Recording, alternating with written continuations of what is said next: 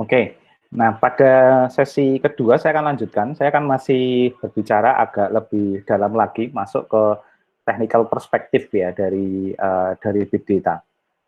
Uh, Mungkin saya akan membicarakan poin yang agak lebih lebih apa ya, lebih lebih lebih berbeda nanti di minggu depan. Tapi kita akan bicara tentang technical perspektifnya dulu agar kemudian kita punya persamaan bahwa kita sebagai orang ilmu komputer memandang big data itu pada porsi yang sama gitu ya. Jadi target saya itu sebenarnya. Oke. Uh, Saya akan mulai dari ini. Jadi sebenarnya dalam konteks kita tadi sebenarnya sudah kita sedikit bahas ya dari sisi big data sendiri atau big data technical perspektifnya. Kita bisa melihat bahwa big data itu tadi sebenarnya kita udah bisa lihat ada empat kelompok kan, ada yang namanya big data gathering gitu ya, big data atau ingest, kemudian nanti ada storage, ada engine, dan kemudian ada bagian dan analitiknya.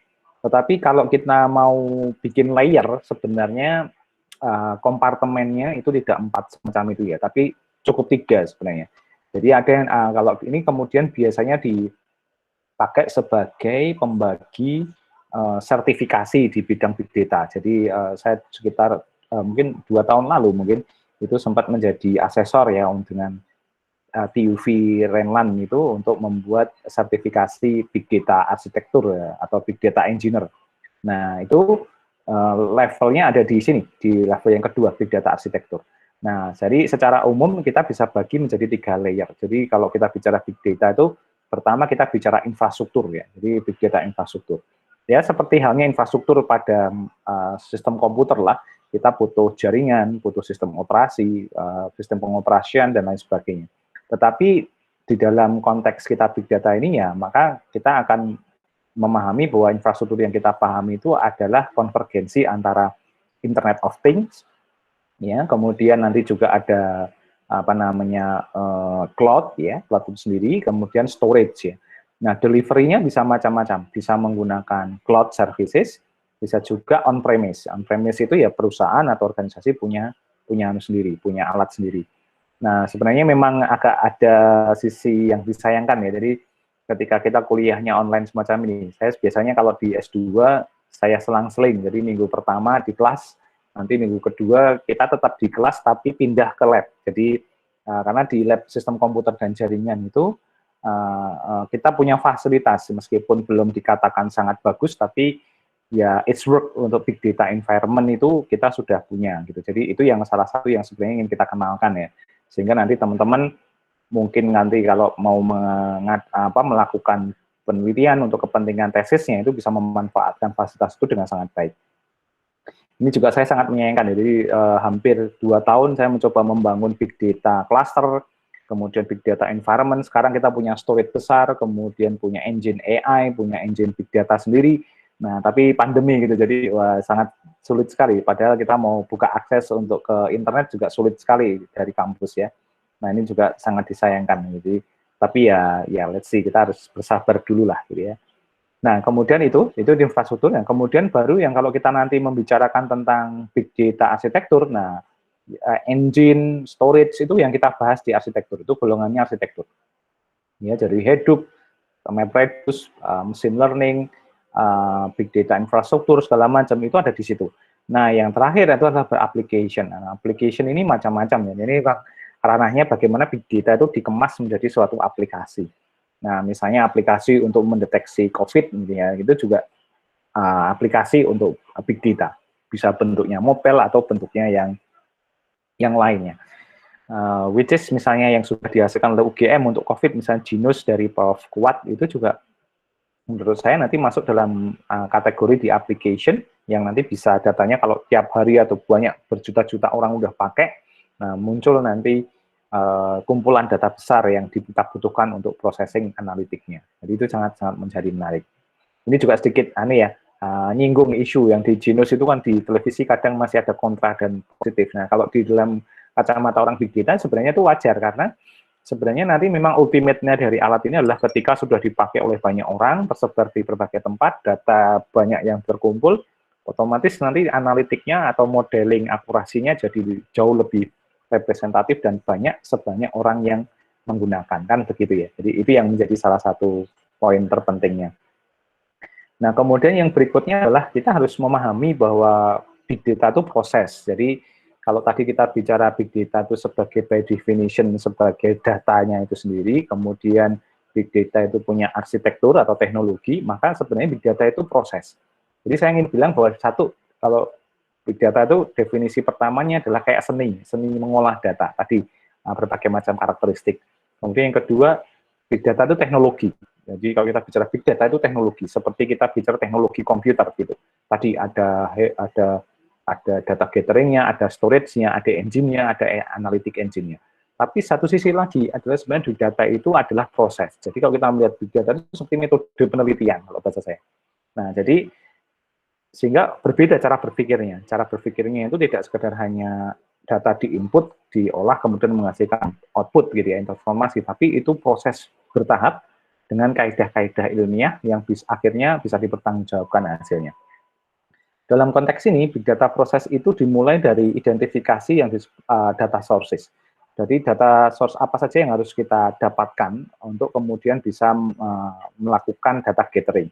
Mudahnya muncul pertanyaan, data yang ingin saya olah itu bersumber dari mana dan bagaimana cara saya mendapatkannya. Nah, itu yang harus kita pahami pertama. Nah, kita harus memahami bahwa data itu bisa dari streaming, dari text data, dari application data, time series, dari geospatial, image, relational, maupun social network. Semuanya masuk menjadi satu.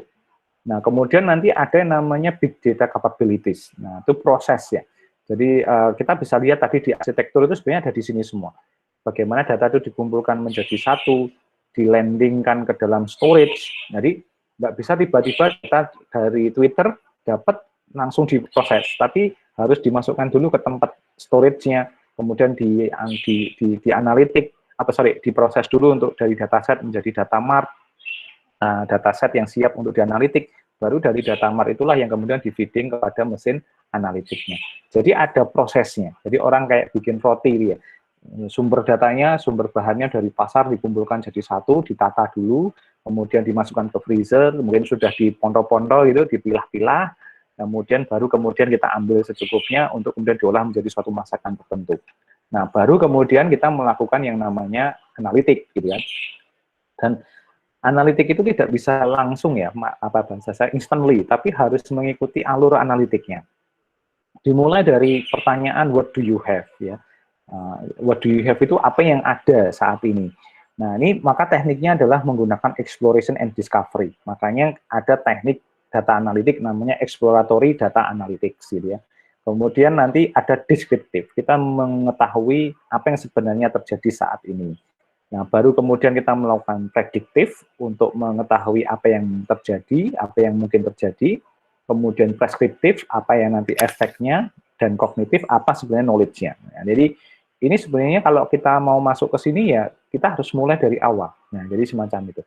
Nah, ini yang menjadi penting ya bagi kita memahami bahwa big data itu proses, tidak bisa instantly langsung ke arah sesuatu, tapi memang harus tumbuh berproses mengikuti flow-nya. Nah, ini menjadi sangat penting untuk harus dipahami oleh teman-teman sekalian. Nah, kuncinya memang integration ya. Jadi integration. Jadi kita harus memahami bahwa integrasi antara sumber data, sistem datanya dari repository, engine, dan juga application itu menjadi sangat penting ya, menjadi sangat dominan. Dan ini menjadi salah satu, ini menjadi elemen, tadi kan bentuknya merek-merek ya teknologi, tapi ini menjadi framework-nya semacam ini, integration. Jadi kalau saya dari kampus itu mempush ya, kalau kita mau mengintegrasikan sistem informasi dari seluruh fakultas, caranya bukan membangun satu sistem tunggal, tetapi biarkan sistem-sistem itu ada, tapi diintegrasikan melalui big data. Jadi sumbernya yang diambil, distorkan ke satu tempat, dibuat data warehouse, kemudian diolah menggunakan big data environment, dan akhirnya kita punya statistical analytics, reporting, application, dan lain sebagainya. Ya, tinggal kita buat lingkungan development-nya dan operation-nya sehingga kemudian bisa integration-nya tercapai. Nah, sehingga di sini kita juga bisa melihat big data itu jadi strategi ya. banyak perusahaan kemudian menggunakan big data itu sebagai strategi untuk memenangkan pertempuran atau memenangkan tadi isu bagaimana kita leading dengan pesaing. Jadi itu juga harus diperhatikan sekali ya sebagai faktor integrasi. Nah, yang menjadi menarik lagi memang data flow-nya. Nah, data flow-nya cukup panjang ya, karena kita nanti harus berhadapan dengan multiple data sources. Kita harus melakukan data acquisition, ya kita harus mencari data acquisition itu suatu cara bagaimana kita mendapatkan data dengan sangat baik dan lengkap sesuai yang kita ekspektasikan. Jangan sampai nanti kita butuh analitik semacam ini, tapi kita salah mendapatkan data sumbernya dan asalnya, itu juga tidak baik. Karena nanti jadinya garbage in, garbage out, gitu ya. Kemudian kita juga butuh data storage, kemudian kita juga membutuhkan data analisis. Nah, akhirnya nanti kita bisa melakukan reporting and visualization.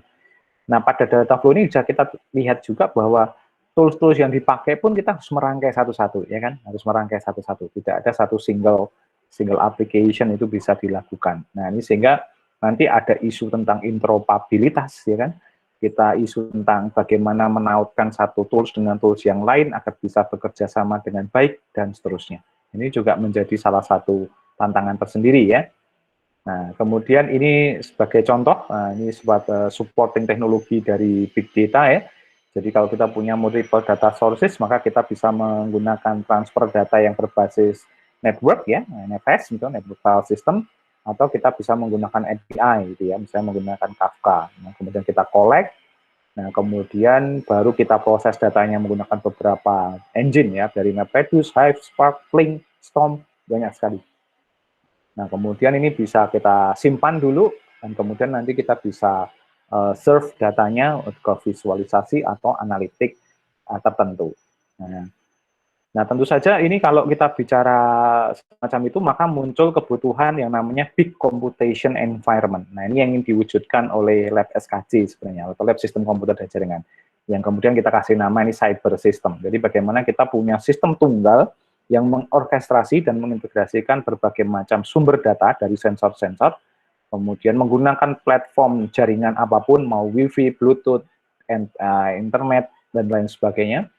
Kemudian nanti data yang banyak itu bisa di load balancing, kemudian masuk ke dalam suatu mekanisme flow data tertentu, data engine, dan kemudian kita punya security tertentu, dan kita punya semacam metadata lognya, dan kemudian kita bisa hasilkan suatu storage data besar yang kemudian muncul. Nah, ini prosesnya semacam itu yang kita cari. Sehingga nanti dari sini baru teman-teman yang mau melakukan analitik bisa langsung menikmati hasilnya dari data service yang kita punya. Nah, itu salah satu yang menjadi penting. Nah, ini sekedar cerita bagaimana proses pengembangannya. Ini mungkin saya kenalkan dulu, saya melakukan awal muasal pengembangan ini melalui mengembangkan suatu infrastruktur cluster. Jadi sudah lama sekali, 2014. Kita mulai dari Raspberry Pi cluster, ini malah sebenarnya versi lebih baiknya. Tahun 2013 hanya 8 Raspberry cuma dijejer di meja, belum ada casingnya. Tapi yang penting jalan cluster, ini sudah ada, ini kemudian kita kasih Lego untuk casingnya agar bisa dibawa kemana-mana. Ini juga sudah MapReduce ready, tapi belum HDFS, tapi MapReduce ya. Kemudian kita buat yang lebih bagus, namanya Wisanggeni, ini masih hanya 4 Raspberry, tapi running hidup ya, distributed file system.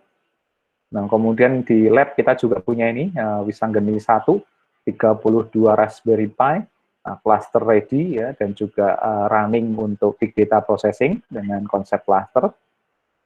Ini sangat sejarah sekali karena lab kita jadi bengkel dan kita bisa apa istilahnya itu handmade gitu ya, benar-benar handmade gitu ya.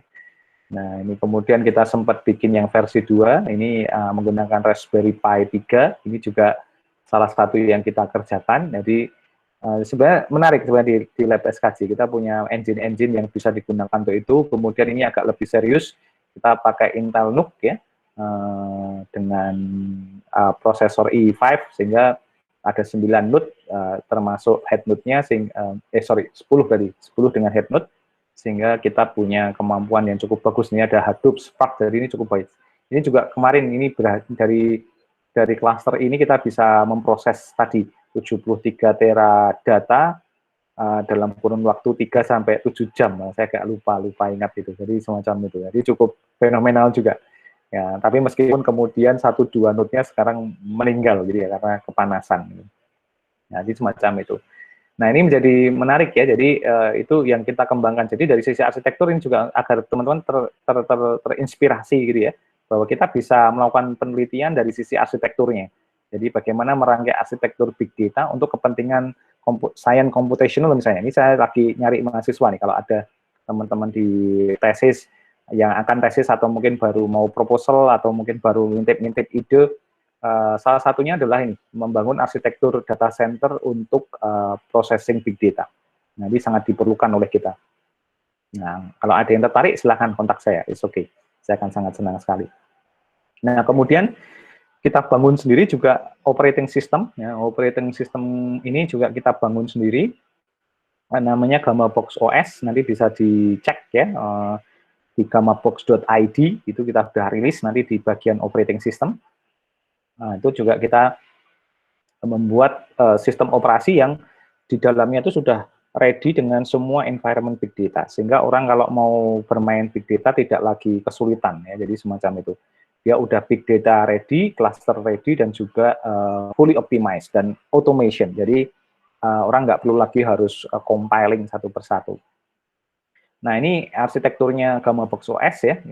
Kita pakai MPI untuk parallel programming-nya, platformnya menggunakan Hadoop Distributed File System. Nanti saya akan bahas ya minggu depan, apa itu HDFS, segala macam itu bagaimana kerjanya. Kemudian kita juga punya cluster resource management menggunakan Yarn. Kemudian ini ada Zookeeper yang menjaga agar node-node yang terhubung itu menjadi bekerja optimal. Nah, kemudian engine big data-nya kita siapkan ada MapReduce, ada Spark, database-nya menggunakan Hive atau HBase, scripting-nya bisa pakai Pig, dan kemudian data ingest-nya menggunakan Flam. Nah, ini juga menarik gitu ya. Nah, ini juga kita coba lakukan. Nah, itu ini salah satu yang menjadi menarik. Dan kemudian ini ada beberapa project sih sebenarnya yang menggunakan big data ya. Jadi apa gunanya kita belajar big data ya kalau tidak kita gunakan untuk hal-hal yang sifatnya penting. Nah, ini contohnya kita punya side project gitu, real project di lapangan, kita pasang sensor-sensor di Wonogiri di daerah. Nanti saya akan jelaskan lebih spesifik nanti cara kerjanya, tapi ini sebagai sekilas. Kita pengen punya nggak cuma eksperimental ya, tapi benar-benar real. Jadi kita pasang ini project sejak mungkin 3 tahun yang lalu. Ini sayangnya agak terhenti karena pandemi ya, tapi pengen kita lanjutkan kalau nanti situasinya udah oke. Kita sampai pasang banyak sensor untuk mendeteksi longsor. Ini contoh longsor yang terjadi waktu itu. Ini waktu kejadian ini tuh 7 sensor kami itu hancur ya. Tidak mengirimkan sinyal tanda bahaya, tapi kemudian kena longsor. Dan akhirnya nggak bisa dicari lagi. Ini contoh yang terjadi, sudah menimpa ke rumah-rumah begitu. Nah, jadi waktu itu konsepnya mungkin saya skip aja, nanti detailnya ini ada di pembahasan berikutnya. Jadi ini kita coba sensor-sensor sensor suhu, sensor longsornya itu dikirimkan melalui jaringan, dan kemudian secara berkala nanti akan sehingga kita punya dataset bertahun-tahun tentang pergerakan tanah di sana dan bisa melakukan analitik. Nah, sempat juga kita gunakan untuk kebakaran hutan dan lain sebagainya ya. Jadi ini sebagai salah satu contoh bagaimana penerapan big data analitik itu yang arahnya bukan sekedar eksperimental mencoba algoritma, tapi juga kita tentukan dulu problemnya, kemudian baru kita bisa menentukan algoritma apa yang bisa menyelesaikan permasalahan. Nah, moga-moga nanti dari materi ini, pengayaan ini bisa memberikan membuka wawasan dari rekan-rekan sekalian bagaimana kemudian ternyata big data itu tidak sekedar teknologi tapi juga bisa solving problem something gitu ya. Nah, ini sebagai contoh saja. Oke. Baik, mungkin ada pertanyaan atau diskusi dari rekan-rekan?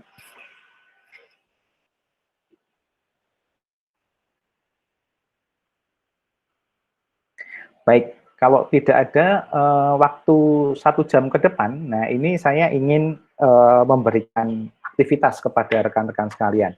Jadi kuliah sesi online ini akan saya hentikan saat ini, kita cukupkan pada jam 9 lebih sedikit ini, tapi 1 jam ini saya minta rekan-rekan untuk melakukan sesuatu ya. Jadi simple saja. Nah, saya ingin setiap orang dari kalian itu mencari satu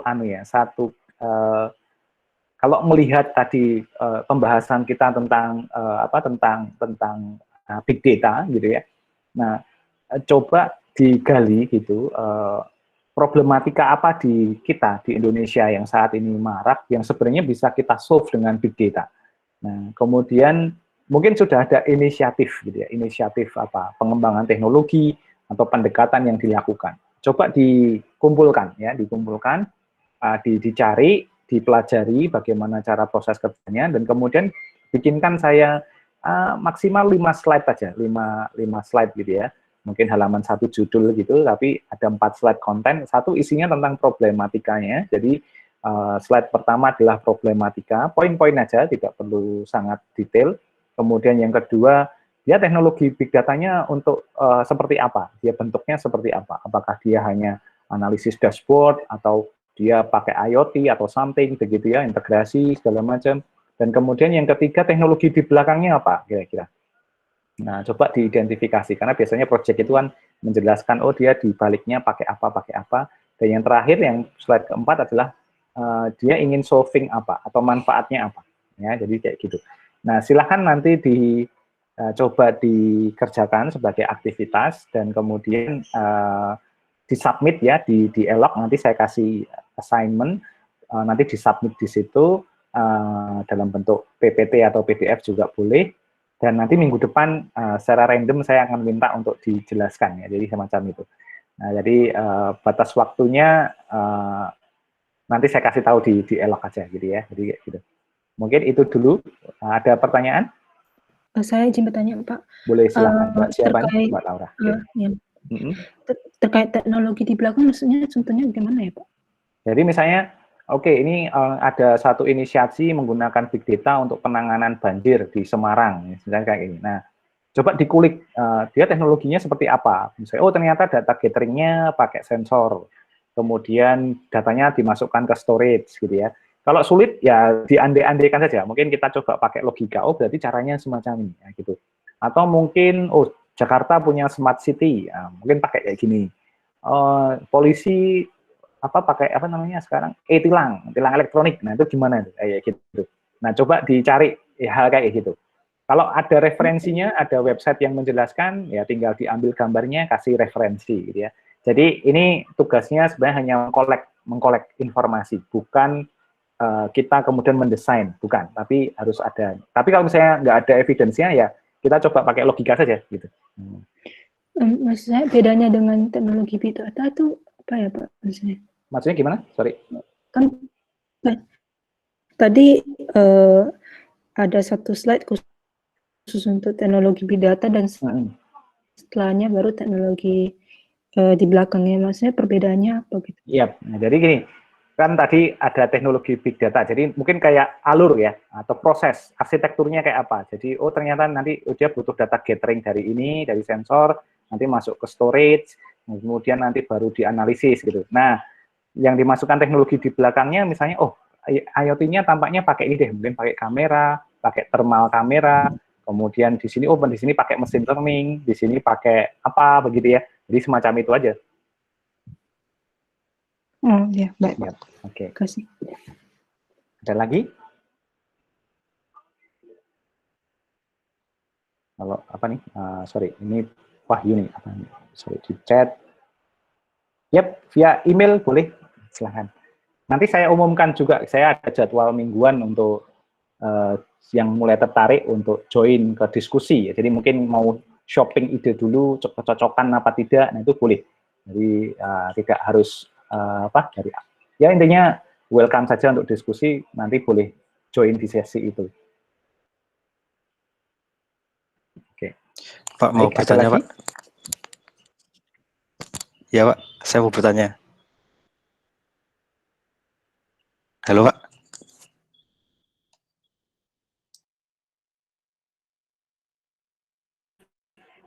Boleh, silakan. Yap, silakan. Iya, Pak. Ini berarti apa nanti tugasnya ini berarti bisa kaitannya dengan ini juga ya, Pak. Berarti IoT gitu. Wow. Berarti nggak melulu.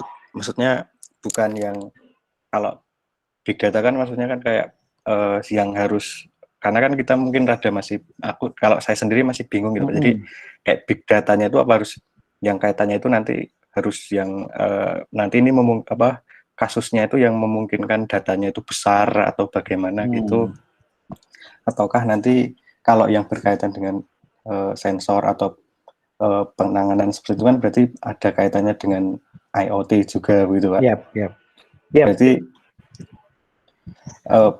Berarti bisa, maksudnya kalau nanti itu karena bingung Mas, itu masuk ke ranah big data atau hanya IoT gitu, nanti memisahkannya atau kira-kira itu gimana? Ya. Saya masih rada bingung, Pak. Ya, sebenarnya untuk tahap ini saya hanya ingin mencoba ini ya, mengkonfirmasi apakah penjelasan pada pagi ini bisa cukup memberikan petunjuk ke teman-teman sekalian ketika mengidentifikasi suatu case itu butuh dan memang itu kategorinya big data atau tidak. Nah, tapi kalau pembahasan tentang Internet of Things segala macam sebenarnya nanti di minggu depan itu secara khusus akan saya diskusikan ya. Jadi sebagai bocoran gini, ya kalau di dunia big data kita nggak mungkin lepas dari yang namanya Internet of Things karena kita butuh Internet of Things untuk mengenerate data yang banyak kan begitu.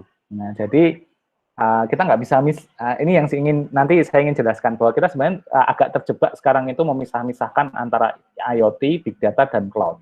Tapi sebenarnya satu sama lain itu saling membutuhkan dalam konteks kita bicara tentang data. Nah, tinggal posisinya saja.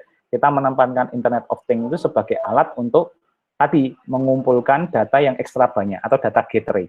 Nah, arahnya ke situ. Jadi nggak apa-apa Mas Joko, misalnya kamu tadi cerita bahwa oke, tampaknya ini ada project IoT yang bagus misalnya gitu, itu tampaknya promising, nggak apa-apa, langsung diambil aja begitu. Jadi semacam itu no problem ya. Oh ya Pak, terima kasih Pak. Malah itu jadi starting yang bagus menurut saya. Ya. Yep.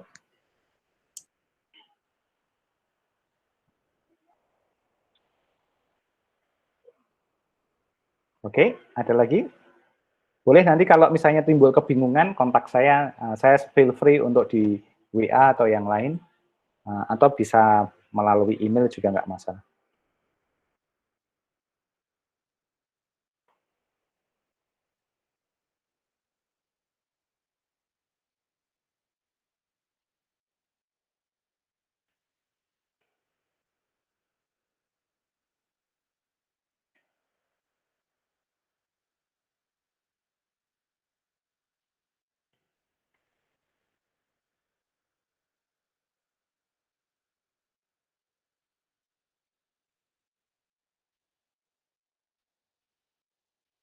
Oke, kalau tidak ada, mungkin untuk pertemuan kita Senin pertama ini cukup sekian. Nanti pembahasan kita yang saya rekam akan saya juga updatekan di Elok ya.